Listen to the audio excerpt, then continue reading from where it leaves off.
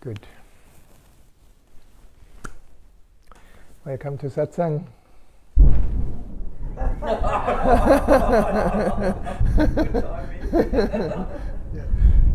Well placed. The fireworks are already happening.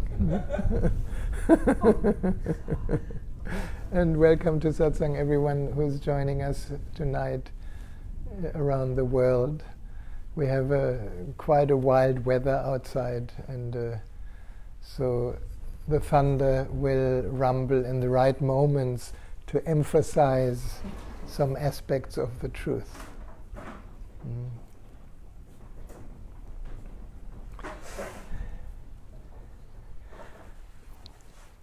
It's interesting for me because more people coming? There's 2 more coming. Oh, good. Yeah. Then we just wait for a moment.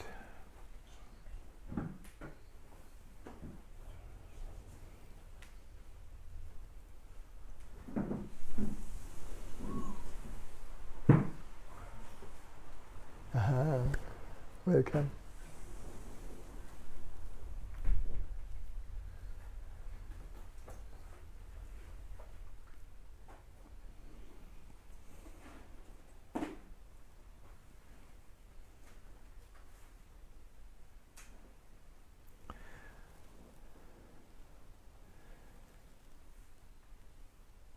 So I just completed the first day of the counseling from the heart training, the transforming life training, and we went quite deep, but also exploring all the layers of mind and how easily we can be caught in the games of our egoic mind structure.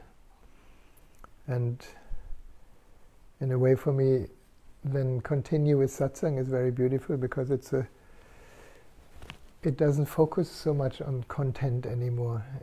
It just focuses on that which is already here, that which is true, that which is never changing. And so just gathering here in the name of that somehow brings sweetness into being together here. So I'm happy that for the first time since many weeks that we have friends in person here, because we were in lockdown. So an extra welcome to you in that. I find the COVID situation on many levels is an amazing teaching. Also on a practical level, I don't know how much you are affected, but we were juggling around this course, lockdown, no lockdown, quite a few participants really not knowing whether we can actually be together or not. So everything stays in the unknown, and when we make friends with the unknown, we naturally get, I almost said get pushed, but some of us just gently placed in this space of the unknown, which is much more real than our idea that we know everything. The next moment is totally unknown. Tomorrow is even more unknown. The next day is even more. And probably you too. I make plans. I organize groups. We have this Tantra course coming up. We have no idea if it's actually possible to have it. And as an exploration for myself, I find the levels of my own inner world shifting always. No? There's moments of anxiety, moments of insecurity, moments of, really, is it worth all of it? And there's moments of, incredible joy and excitement and wondering what's going to happen next, and moments of deep, deep peace. And just like every so-called person, our state on that level is constantly changing. In the past, I made many futile attempts to hold on to a certain state, because I thought, awakening is a state, awakened state. It's not a state. Every state comes and goes. Even the United States.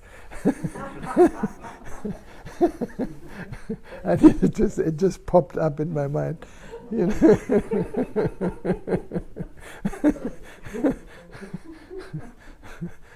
Yeah. And in Australia, they are very ununited, the states. The Australian states are definitely not united anymore. No. So there's a lot of learning on a global scale, pushing the one on the journey to a deeper realization. Well, if I'm not my state, then who am I? What am I? What is actually real?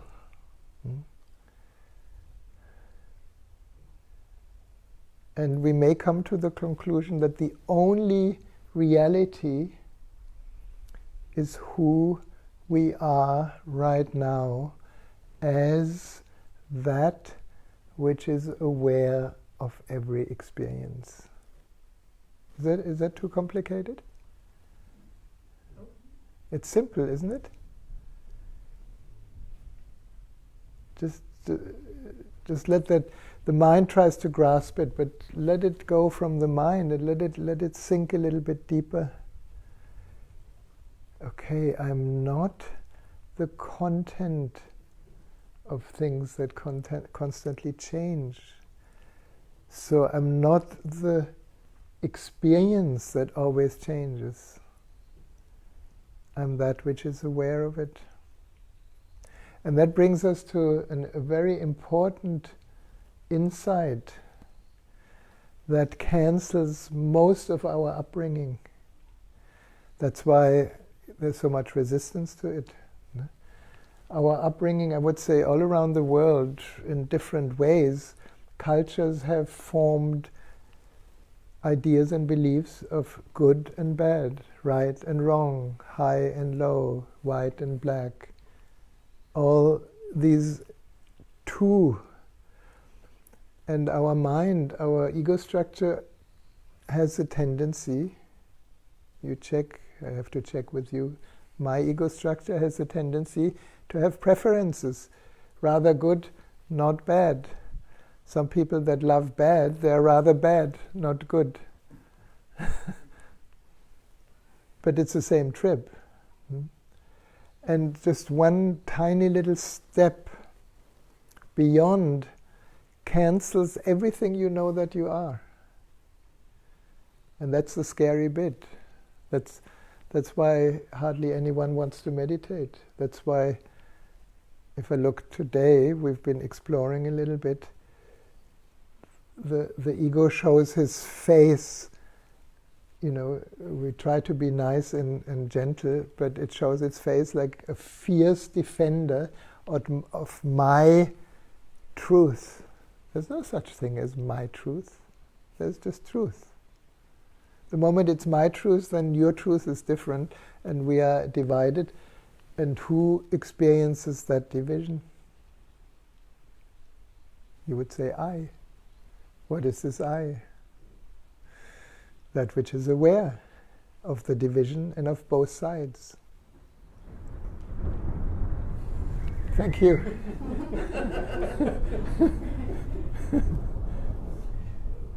Yeah, that's a longer bravo, because it's a very deep thing.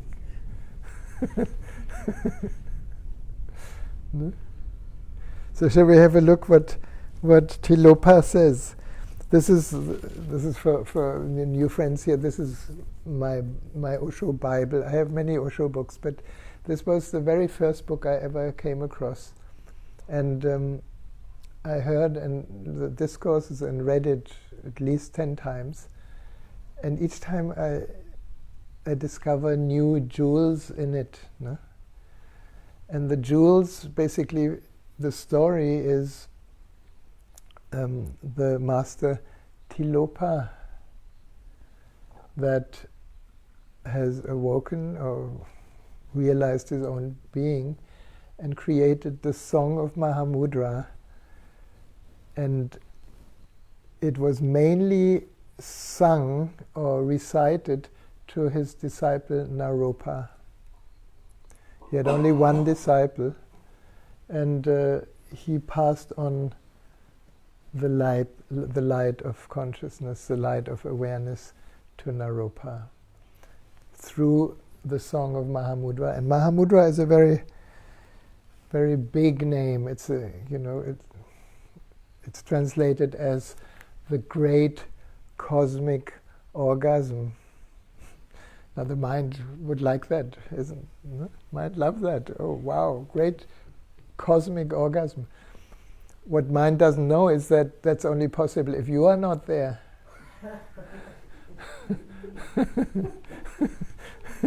Yeah, it's happening. We can hear it, no? In many, many ways. So Tilopa has a gift to point to some things that we completely overlook, or at least I have overlooked for years. No?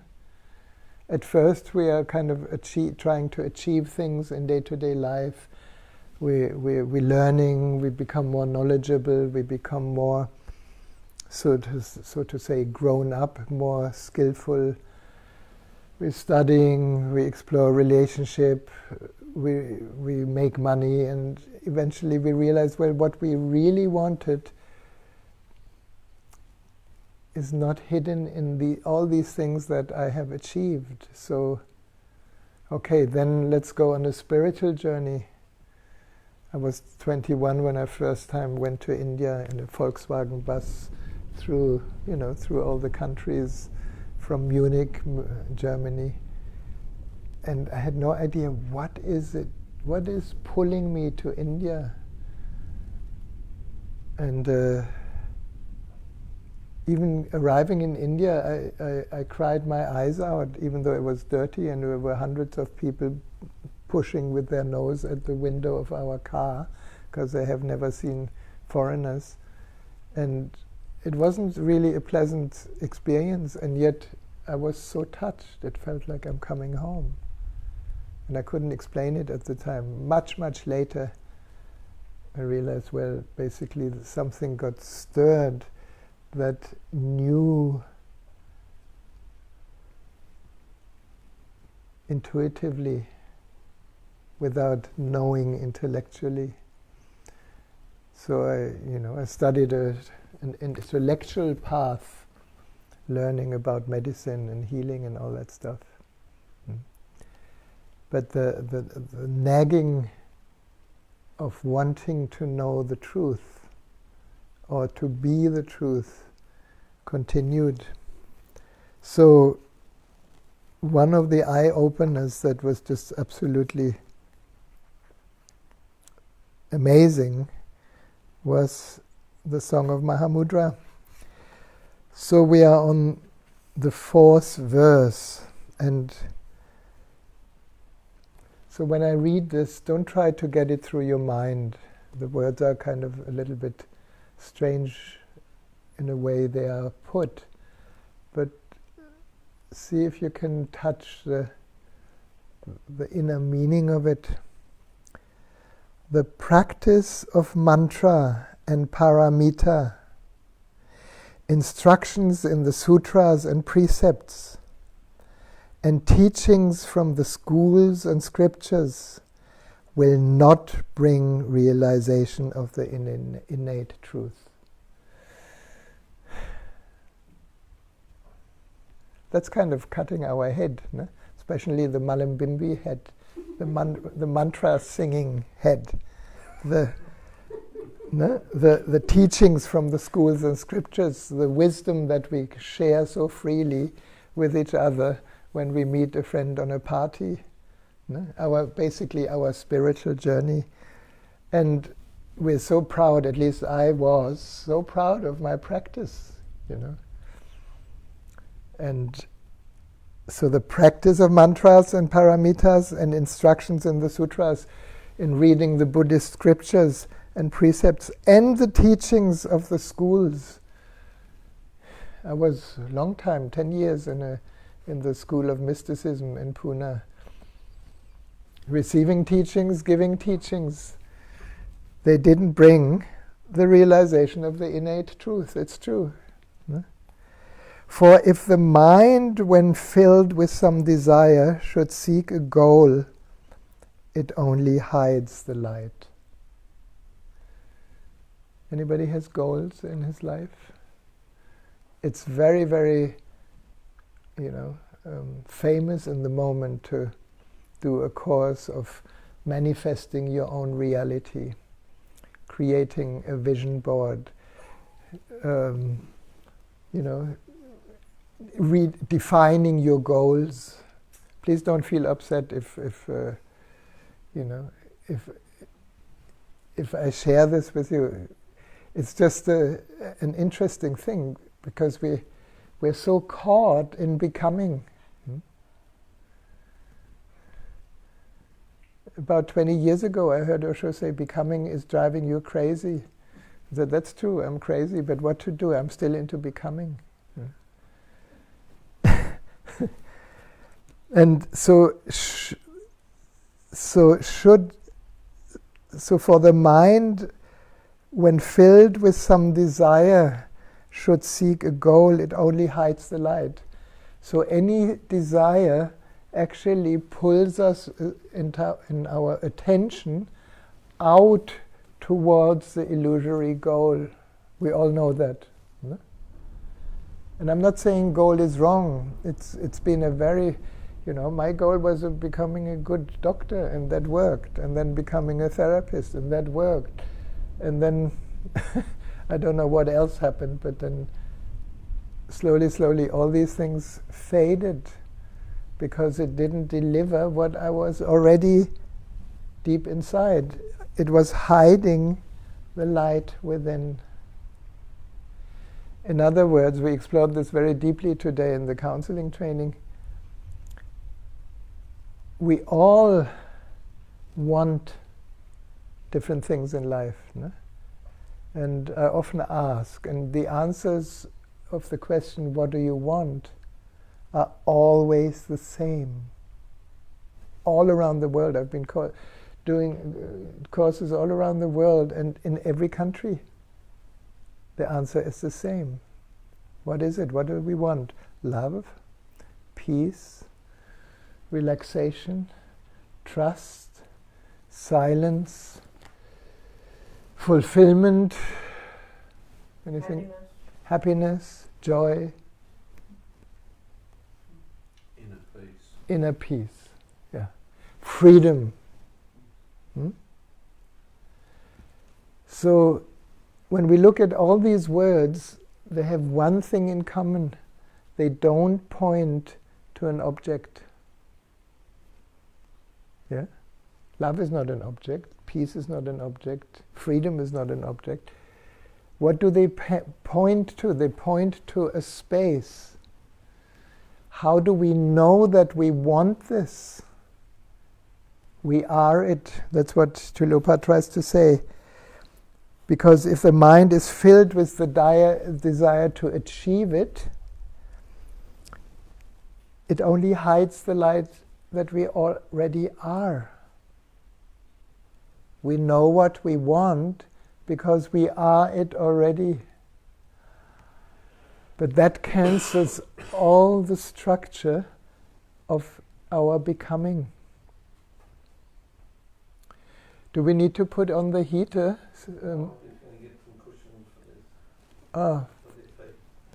Above you, maybe.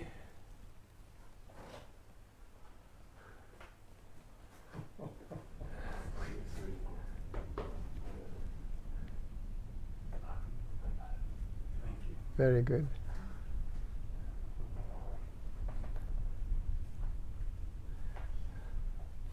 Paul had a good goal.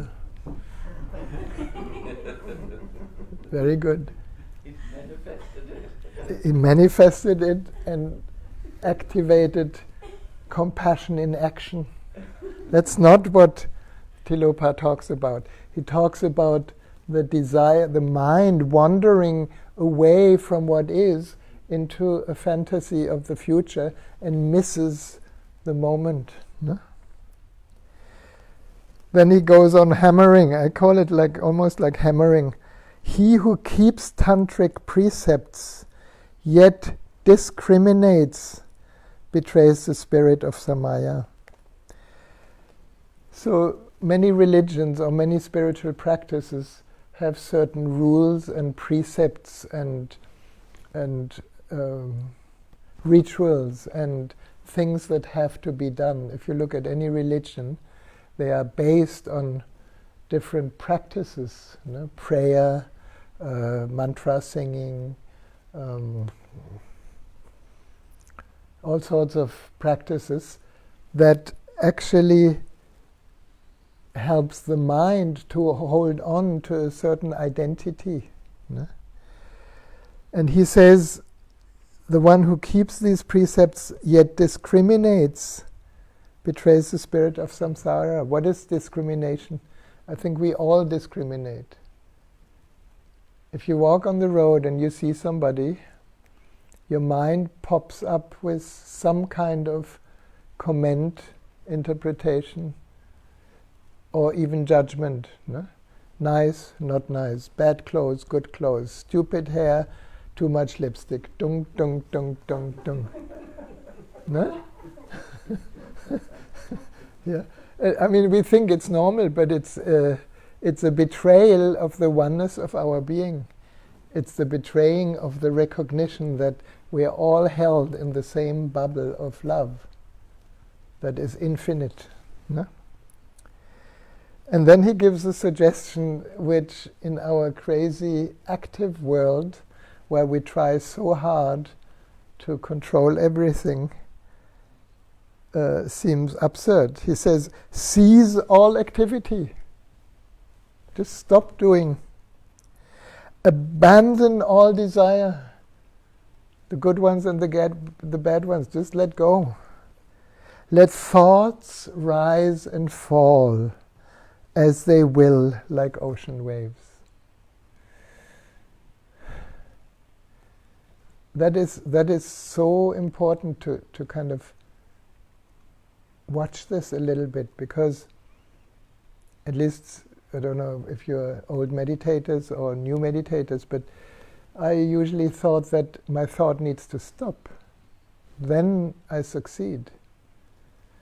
Let thoughts rise and fall. You have nothing to do with your thoughts. They're not even your thoughts. They rise and fall like ocean waves. You are the ocean. So the moment we get involved or attached to any thought, I've been exploring this for a while, writing down as many thoughts as I could catch. It's almost you're writing down the size of every wave you see. And at a certain point I was so shocked that none of these thoughts are true. Not only a few are a lie, every thought is a lie. It hides the reality under the thought, which is consciousness, which is who we are. Are you following that? So, sorry? I'm trying to follow. You try. That's okay. I think it's so amazing, né? And the whole humanity is in this illusion that my thoughts are really important. Well, let them rise and fall. Don't do anything with it. Don't attach to it and don't reject it. Then he says, he who never harms the non-abiding, nor the principle of non-distinctions upholds the tantric precepts. That sounds a little complicated, no? How I understand it is what he's saying: if you don't argue with what is or not is, if you don't argue with distinction or non-distinction, the right and wrong, the good and bad, the high and low, is recognized as being held in that which we are. Everything is held. Good and bad is held. Right and wrong is held. And there I think many religions and many belief systems have failed because they made a distinction. And we were all educated in distinction. We were all trying to be a good boy or a bad boy, a good girl or a bad girl, right and wrong. And our parents didn't, maybe they, of course, obviously they were not awake, they were not aware of that is behind, deeper inside the duality. Nothing in nature is dual, everything is one. Only the human mind brings distinction. And when you don't harm the non-distinction, which means you don't divide, you see things as they are. You see a person that is stupid, and you see a person that is intelligent, and your mind doesn't distinct. I think that's a difficult one, no? Because automatically our mind judges. So only if we go further in than the mind and let the waves of thought rise and fall like ocean waves, we are resting in non-distinction. And then he says, he who abandons craving and clings not to this and that perceives the real meaning given in the scriptures. So that's the thing with Osho also. It's like Osho talked so much and we were reading, and most of us were taking Osho into the mind. Yes, I understand, because he was so eloquent and said so many fantastic things. And then a few have received it in a deeper level where it's not the outside speaking, but your inner recognition resonating. In other words, I think those of you who have been sitting with someone who has realized his true nature,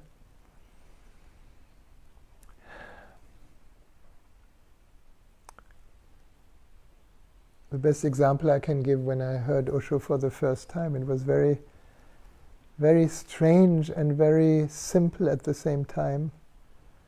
There was the outer circumstance, total foreign, all these sannyasins in India with red clothes and mala, and this guru stepping on a big podium and everybody bowing down, and my mind was full of judgments.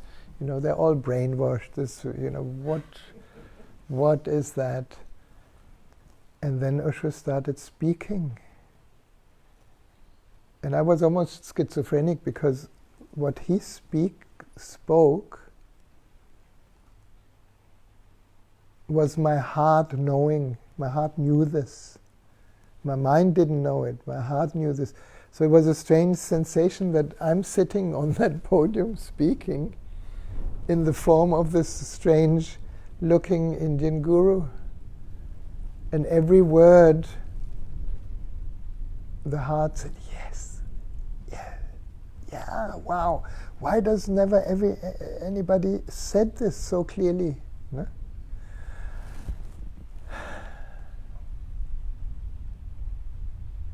So this is, how we recognize the truth. It is actually something that we are already, but it starts resonating and triggered by another being who finds his own way of expressing the inexpressible. And then you read the Tao Te Ching, you read the Bhagavad Gita, you read all these books, and you find there are these incredible deep elements of truth that are undeniable because they just touch you so deeply that tears come to your eyes. Again, that was a very strange thing. There was a young man sitting in a crowd of people that are judged to the max, and I'm touched to tears. What is happening to this guy? So,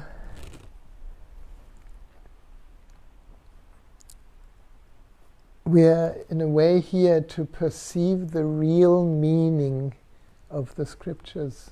And the real meaning of the scriptures is always the same. Osho didn't say anything else for 35 years, 2.5 hours, morning and evening, than pointing us to that which is always here.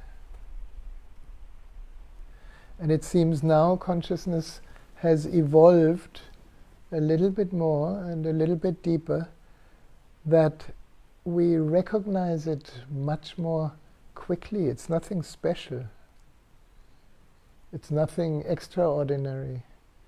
It is just, I'm that which is aware of sitting here. I'm that which is aware of speaking, so I cannot even be my speaking. I'm that which is aware of the sensory experience of listening to the rain. So the difference is just the attention to that which is aware rather than the attention to the object. Can you follow that? Usually our attention is on every object. When the shift happens, our attention is on that which is aware of the object. Are you with me? Yeah, it's so simple. Does that need effort? No. Does that need years of practice? Zazen?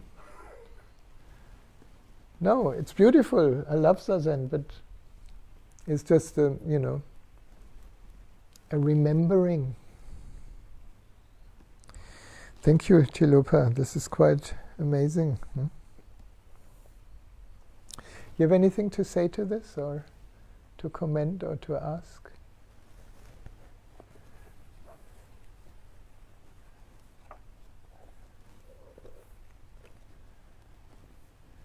So abandoning, the goal is actually abandoning the habitual movement of thought going out towards objects and leaving that which we are in darkness.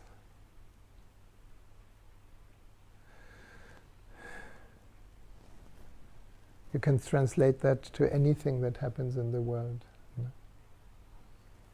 But the first place where we need to translate it is here. How much time do we spend gossiping about others? Getting upset about the politicians? Now today, the Minister of New South Wales resigned. Everybody is so upset. No? Overjoyed. Yeah, exactly. Again, right and wrong, good or bad, no? Depending on on where we are. No? So. The game, I still see the game. Yes. The game I'm playing with myself. Absolutely. Yeah. No? And we can enjoy that because the seeing is such a joy. No? We are just absolute, wonderful actors appearing on the empty screen of that which is aware.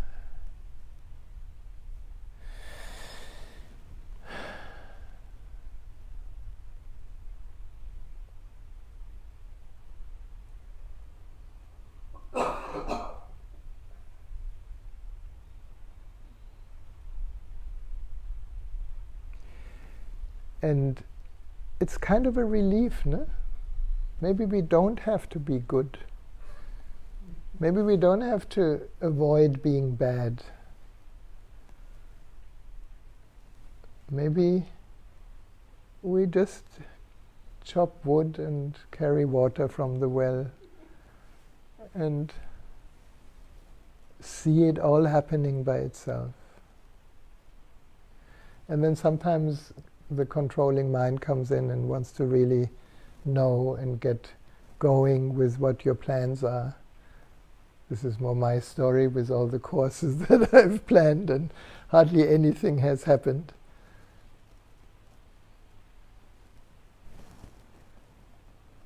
Can we be open? Can we be the unnameable, the temporarily, names are useful, that temporarily just carries a name just so that people can talk to you. Even though we are all undefinable happenings with a name.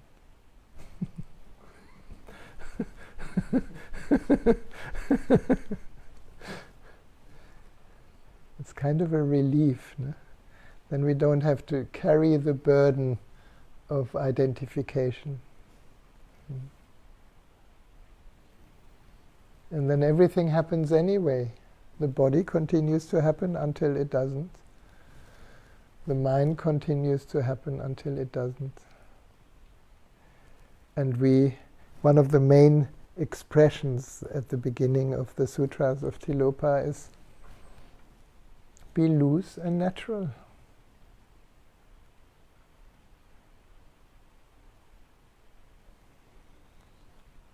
And somehow Tantra, when it includes the sexual energy, is quite interesting, because there's hardly anyone, especially when you look at movies,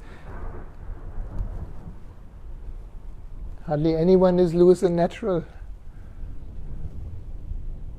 Everyone, wants to, either represses sex or indulges in sex or feels inferior or superior, or there's so many games around the most natural energy in us, the sexual energy. And as long as it wants to release itself outward, it's already very creative, it gives children.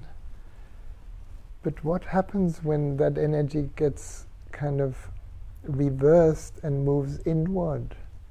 That's the whole mystery of Tantra. And that's only possible in turning in towards that which is aware. Then an energy accumulates in the first chakra, and if it cannot go out, it can go up. So the sexual energy is the energy that can become sensitivity, that can become joy and power, that can become love. In English you say making love.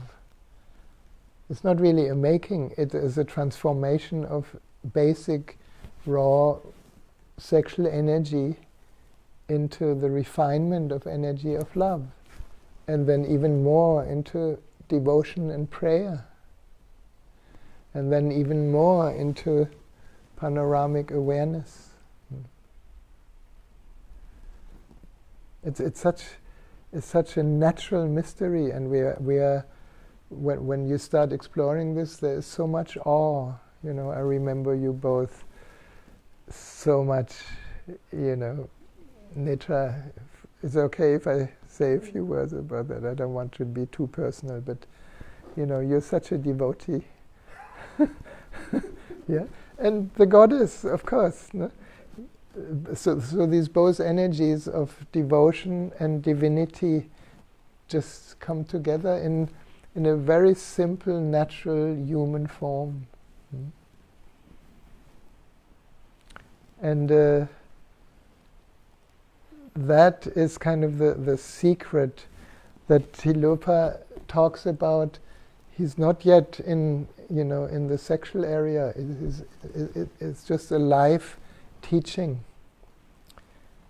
And since we have a mind, we give it a name and call it Tantra. So there's sexual Tantra and non-sexual Tantra, but basically it's all one. It is just bringing the quality of expression of life energy into a certain level of understanding. And in sexual Tantra, using the amazing wisdom of the polarities in the bodies to help that energy to transform.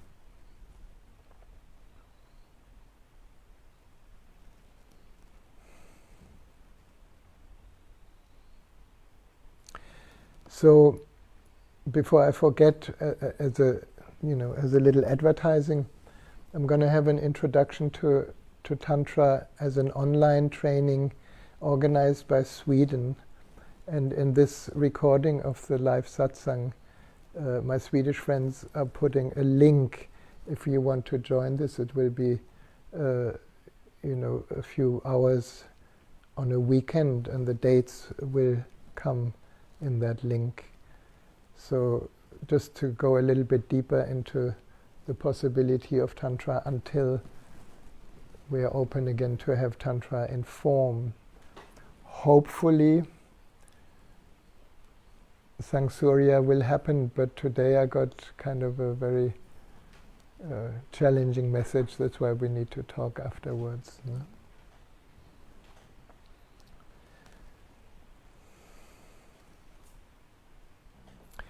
I think it's enough talk, no? Let's just sit for a while, and let that what trickled in through what Tilopa has been saying. When we sit silently, there's no need for anything to practice, but just bring your attention in those moments where you're alert enough.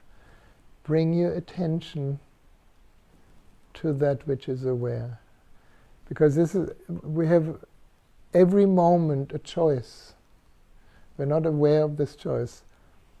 Every moment we have sense perceptions. We see something, we hear something, we feel something, we smell or taste. And most of the time, in any sense perception, our attention goes out to the object that appears to provoke the sense. Yeah, we see something beautiful, and we go, oh, so beautiful flowers. Yeah? So attention goes out, and we miss that which is aware of seeing. So when we are sitting silently now, and our attention moves to some objects, don't judge yourself. Use it to come back and receive the sense of smell, of taste, of touch, of hearing. Receive it in that which is aware. It's an old tantric meditation called Finding the Real Source. It's one of the meditations of the Vigyam Bhairav Tantra, the 112 meditation techniques that Shiva shared with his beloved. The instruction of Shiva is on joyously seeing a long absent friend permeate the joy. That's all he says. And the meditation is really, you see somebody that you haven't seen for a long time and you're so happy. And we usually put it on the other, I'm so happy, Selma, to see you. I am actually really happy to see you. Now, instead of staying with Selma, forgive me, I can go back and permeate the joy of it.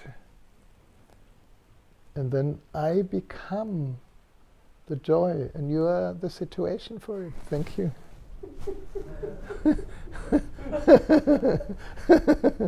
Yeah? It's very simple. No? Now we go our attention to the thunder. It's dramatic. Our attention goes out to the sound. Now let it come in. Let the thunder be in you, because that's what is actually happening. There's nothing out there. And permeate the how to say, the awe of a nature phenomenon inside. So whenever you recognize during the meditation when we are sitting that your attention wanders, and it will wander, it always wanders. No? In the recognition, come back. Rest as that which is aware. Then we may come to a point that Sogyal Rinpoche says so beautifully in his poem, rest in natural great peace. This exhausted mind, beaten helplessly by karma and neurotic thoughts, like the relentless fury of the pounding waves in the ocean of samsara. Rest. Yeah? Both. No? The pounding waves, the roaring thunder, rest as that which is aware. Okay? So we sit for about 20 minutes and enjoy. Don't look for anything. We're not going anywhere. Let everything be what it is, as it is, and we see what happens. Okay?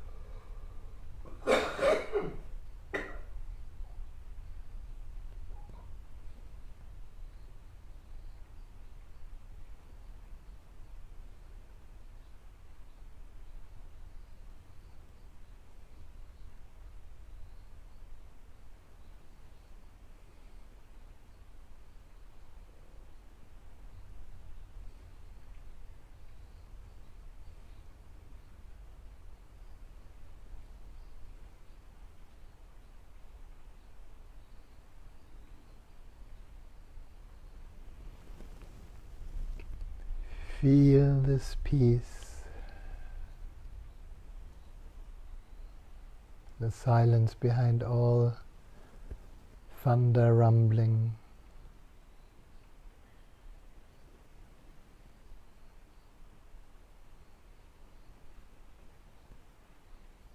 Go in, go deeper and deeper in.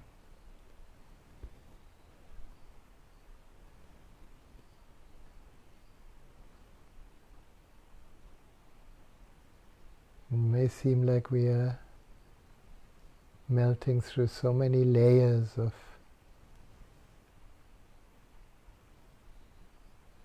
thought, of feeling, of experiencing.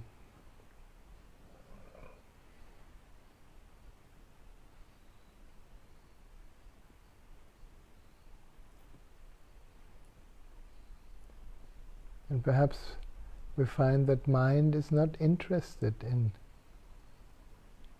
the depths of nothingness. Mind loves something, story.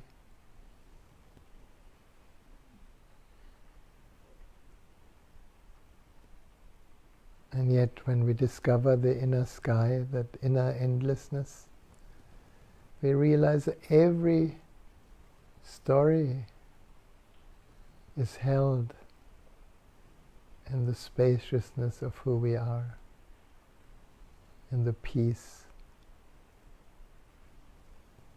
that mind cannot understand.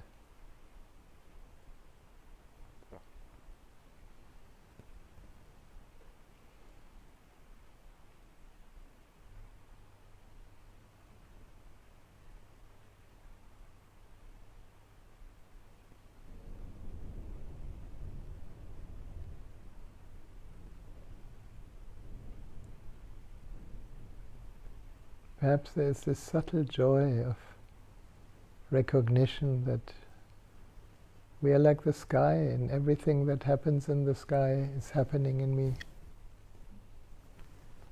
And yet the sky is untouched, virgin, pure.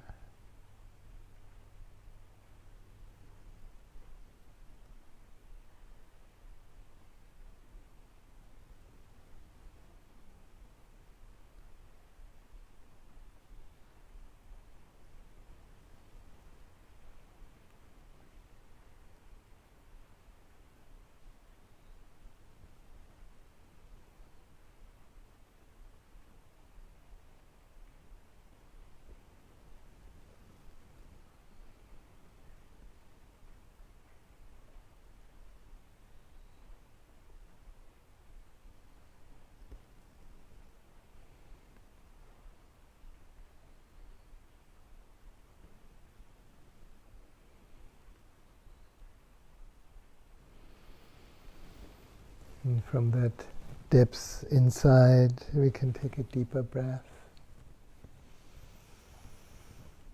Gently becoming aware of this physical form again, of the body. Maybe moving a little bit, moving a shoulder or an arm. Feeling that there is a body here. And that which is aware holds this miracle of the body quite tenderly, actually.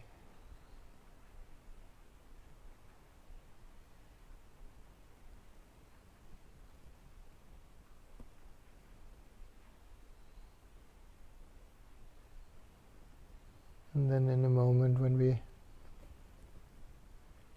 come a little bit further to the surface, just find a relaxed moment where your eyes can open. And for a moment when the eyes open,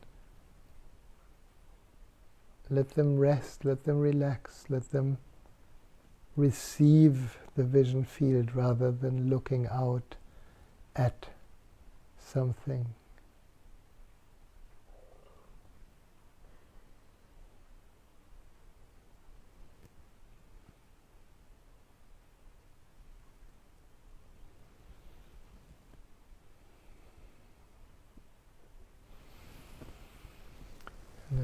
deep breath and a little stretch back into this Buddha body.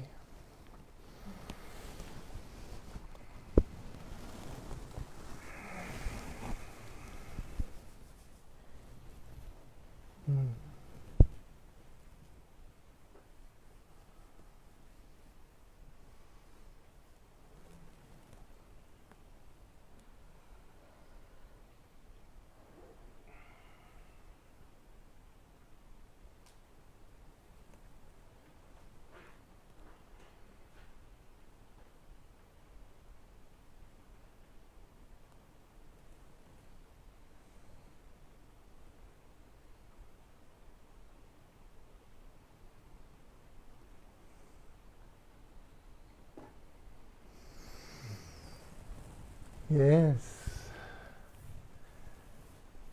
Now today Melly and Steve are not here, so the friends who are with us online, unfortunately I cannot kind of read your comments and answer that.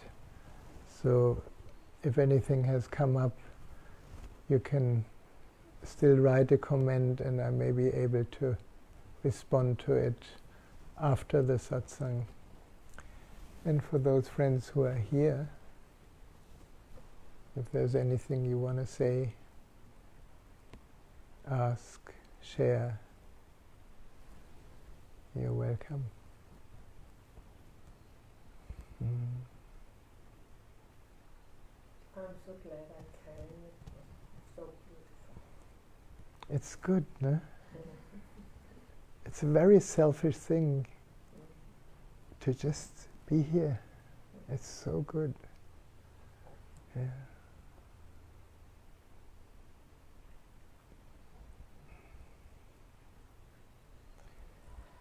And nothing needs to change. Everything is already in the flow.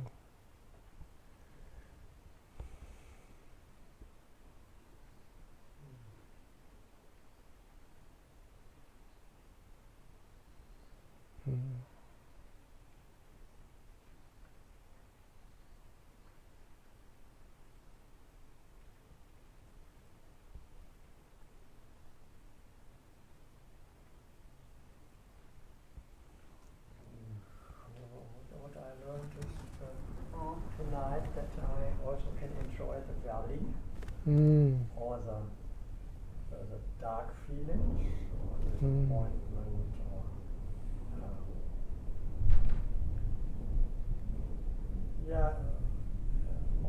about life situations, although I'm not personally affected. But when I look around, so I can see it as a play, and also the play of my own feelings. And I remember this experience when the realization when I had bad thoughts or bad acting out, being unkind towards somebody, or furious or shouting back, the gas station where they asked me to put the mask on or things like that. It actually happened here in Country Gate. And then I had a little short argument with her, and then I realized, wow, the only thing I'm doing is I hurt myself. I get completely unnecessarily upset. Instead of laughing, I'm furious. What a joke. That's beautiful. And I took the steam out of it. That is so beautiful. And with positive, I mean that is very nourishing. When a positive, good feelings, good thoughts, or gratefulness, or just love, that keeps multiplying. Of course, the mind doesn't like it too much. We still choose, no? We still choose. But the good thing is that I do not want to hold on. Yeah. So. it took me so long to actually get a glimpse of what Osho means. He was always pointing to choiceless awareness. Yeah. No? Because we're so conditioned from the very childhood. Yeah. You know, the moment we understand language, we hear, you're a good boy or you're a bad boy. No? Our parents cannot say you're a good bad boy or a bad good boy. Yeah? It's always both. Hmm? And that creates kind of so much suffering. But you know, the beauty is waking up in those moments where you realize you're identified, and you know, you could slap the petrol pump person and you realize, hey, wait a minute. What am I doing? Yeah. To whom is all this happening? Yeah. And I don't know about you, but you know, when we are in this reactiveness, we become like little kids, reactive little kids, not seeing, like you just said, seeing that you hurt yourself most. You're angry at somebody,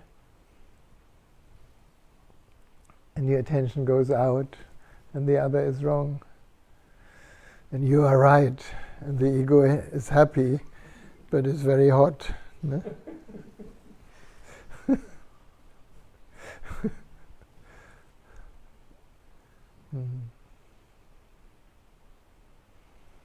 And now collectively we have a common enemy, COVID. No? We can really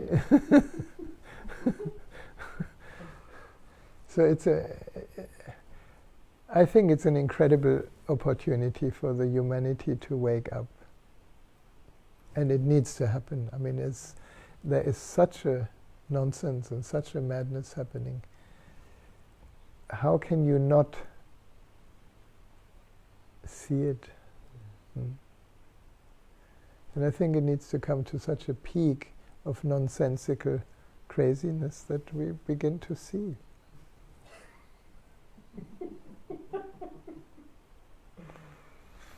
Maybe it's my secret hope, you know, and realizing that hope is hopeless.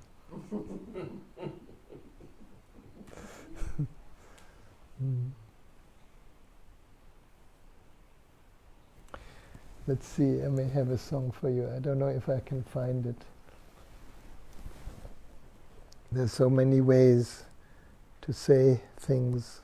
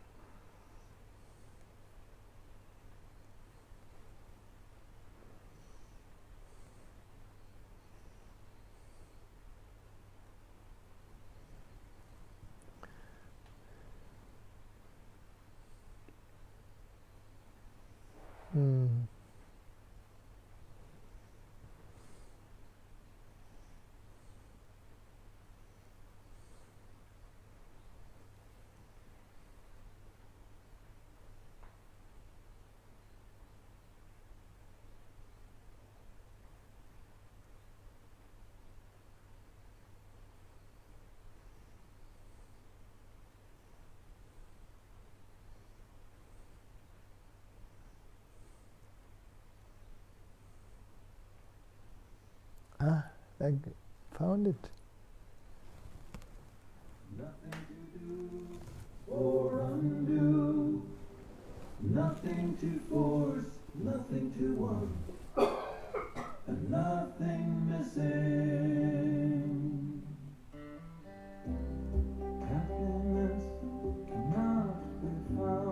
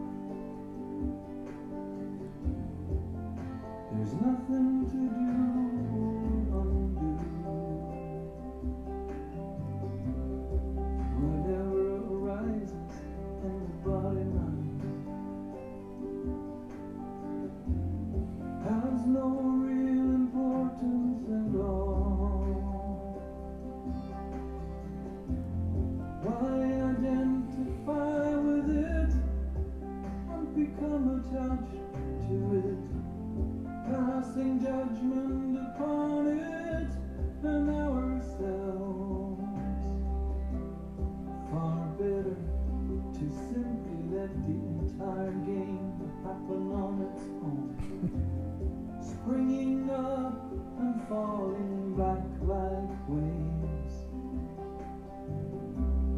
without changing or manipulating anything. And notice how everything vanishes and reappears amazingly again and again.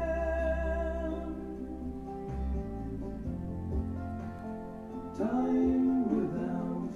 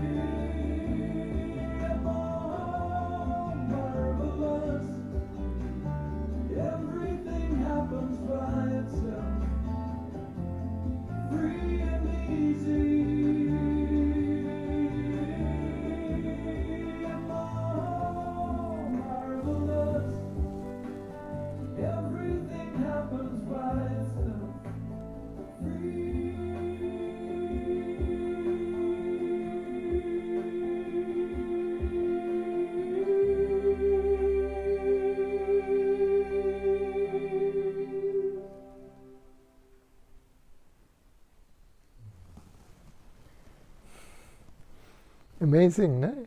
Says it all. It's an old poem from a Tibetan Rinpoche that Peter Makina turned into a song.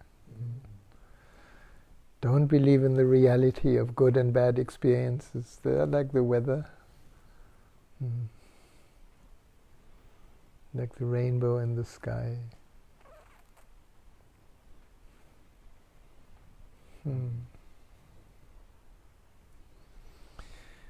Yes. Thank you for coming. Thank you for being here. Thank you for sharing this space.